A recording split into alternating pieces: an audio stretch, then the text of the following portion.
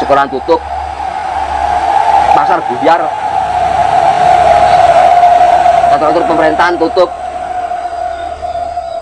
pabrik-pabrik tutup, apa begitu kan dah. Semua instansi tutup, sekolah tutup, rumah sakit tutup kan dah. Apa itu mengganggu masyarakat? Yang perang-perang kecil itu kan hanya di pusat pemerintahan aja, berbagai kekuasaan. Tidak melibatkan semua rakyat, tidak melibatkan semua pasukan, tidak.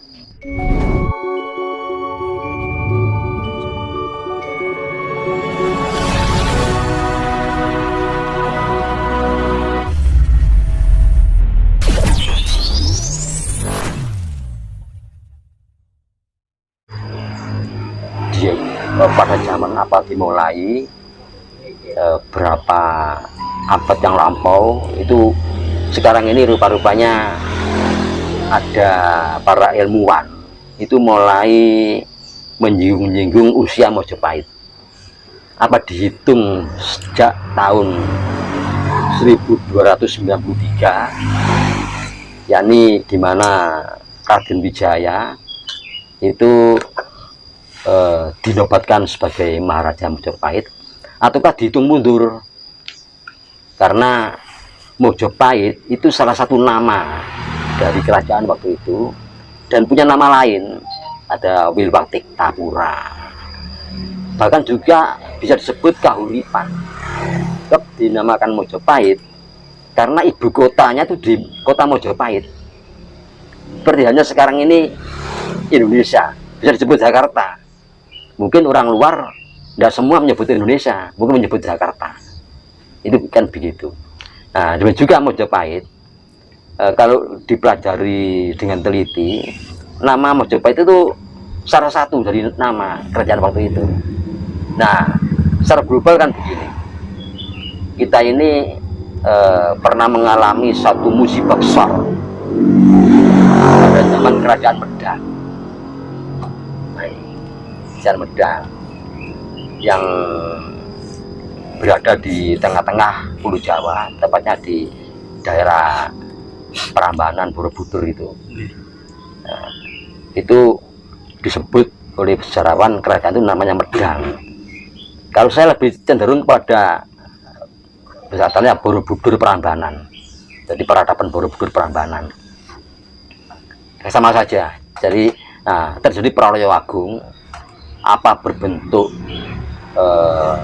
bencana alam ataukah perang, itu yang sekarang ini masih belum bisa dipastikan kebenarannya.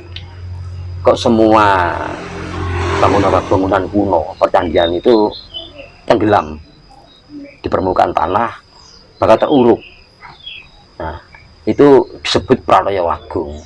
Memang tidak mustahil itu peperangan antara dua dinasti besar yang ada waktu itu, dinasti Sanjaya dan dinasti Sailendra. Nah, setelah itu semua warga kerajaan itu tidak mau menghuni di situ, keluar. Nah, ini dari dinasti Sailendra keluar ke Pulau Jawa, bahkan sampai ke Thailand, Vietnam, ya, Kamboja, Laos, itu ya, terus berkembang di sana. Dan dinasti Sanjaya itu lari ke timur, wilayah timur Pulau Jawa. Nah, ini satu kejadian besar. Nah, lantas merintis kembali, semua musnah, termasuk perpustakaan, pusat pendidikan, ya, laboratorium, itu tidak ada, hancur semua. Jadi yang ngungsi itu hanya berbekal orang dan pakaian, mungkin ya, makanan. Sehingga Empu Sendok menyelamatkan peradaban ini. Segera di timur beliau membangun, yang pertama dibangun itu pendidikan. Karena peradaban itu musnah, yang ada hanya di otak para ilmuwan waktu itu, yang harus segera diturunkan, segera diajarkan kepada masyarakat sehingga selamat. Itu sangat masuk akal.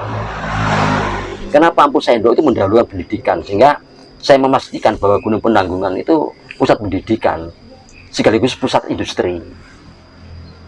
Waktu itu nah, tentang pangan kan kita cukup ya, alam kita alam yang kaya dengan alam yang kaya dengan sumber dayanya, tidak ada masalah tentang makanan. Tapi ilmu pengetahuan harus segera diselamatkan. Ilmu bertani, berkebun, ya, ilmu perikanan, ilmu pemerintahan, semua itu harus diselamatkan. Terutama yang berhubungan dengan sandang pangan dan papan ini, ilmu pertukangan dan sebagainya. Itu pertama dilakukan membentuk pusat pendidikan, itu masuk akal. Nah, di sini berarti Empu Sendok yang menonjol dilakukan pertama adalah pendidikan. Nah, setelah itu berikutnya dilanjutkan oleh keturunannya sampai kepada Erlangga. Beliau merubah nama Medang menjadi Kahuripan. Nah, di sini Erlangga yang didahulukan pangan. Beliau membentuk lumbung pangan. Kalau Empu Sendok membangun pusat pendidikan di Gunung Penanggungan, nah, Erlangga membangun lumbung pangan di Lembah Hilir di Berantas. Nah, ini klop. Jadi Erlangga membangun lumbung pangan di Lembah Hilir di Berantas. Terus berikutnya, kerja berikutnya ada Panjalu, Daha. Nah, Daha ini yang ditonjolkan ilmu pengetahuan. Ilmu pengetahuan. Dan pada puncaknya di situ Sri Adi Joyoboyo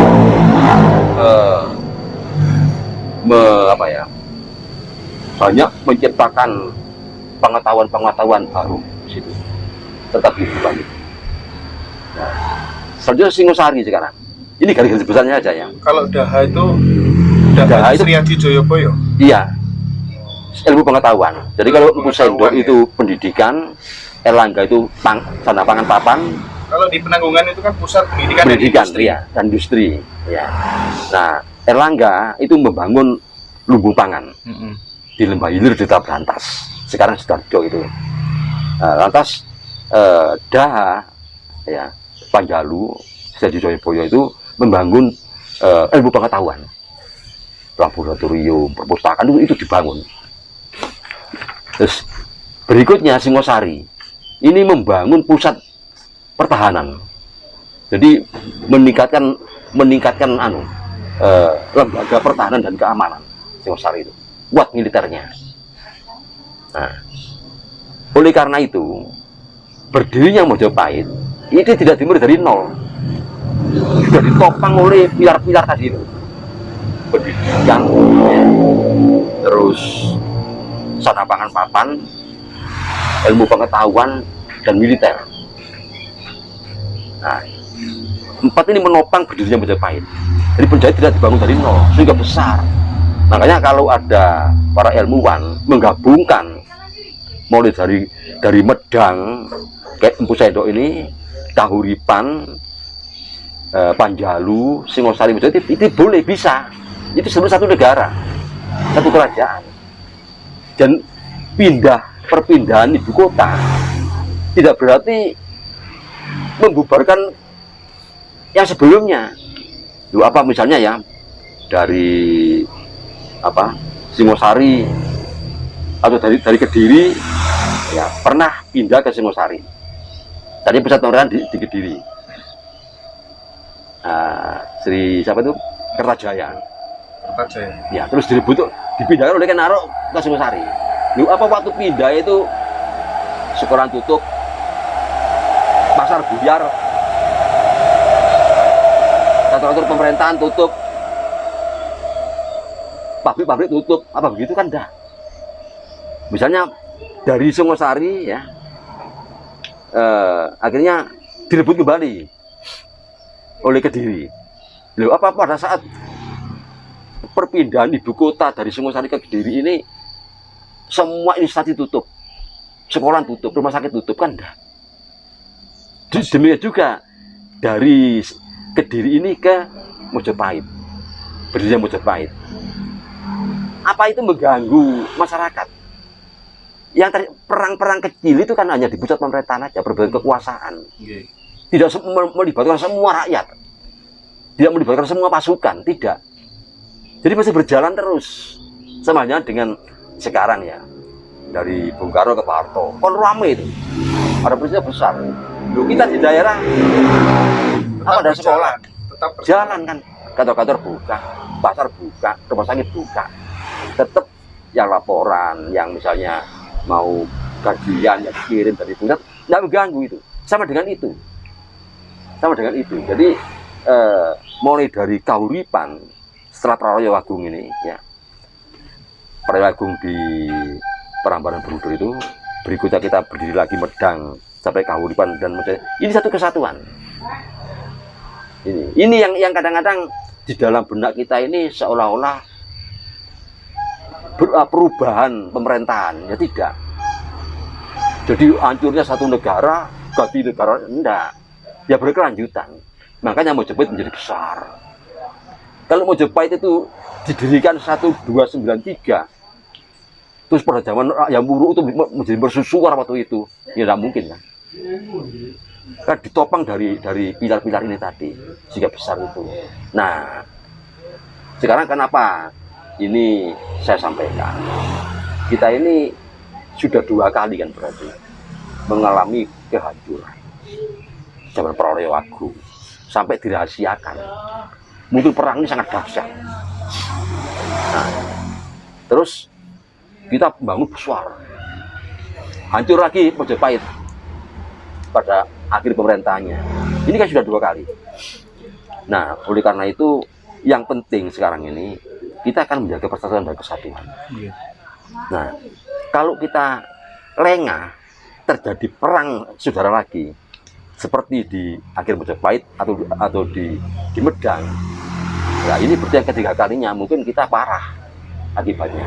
Nah, jadi pertanyaan tadi tentang Cokromanggilnya, teori siklus, itu memang ada. Jadi kalau kita baca apa ya, ilmu alam itu apa namanya, astronomi ya, astronomi ini kan nanti kita bicara itu kan, tapi tidak bicara berarti kita nih bicara tentang ilmu astronomi, tidak. Cuma di situ ada yang namanya ruang waktu, itu kan gerakan-gerakan planet aja, gerakan planet, dan gerakan itu mesti kalau tidak rotasi ya revolusi, berputar, mesti berputar. Nah, ini Cokromanggil kan, bumi berputar, bulan berputar, pada porosnya berotasi, berevolusi, matahari semua berputar, sehingga terulang kembali, banyak kejadian terulang kembali.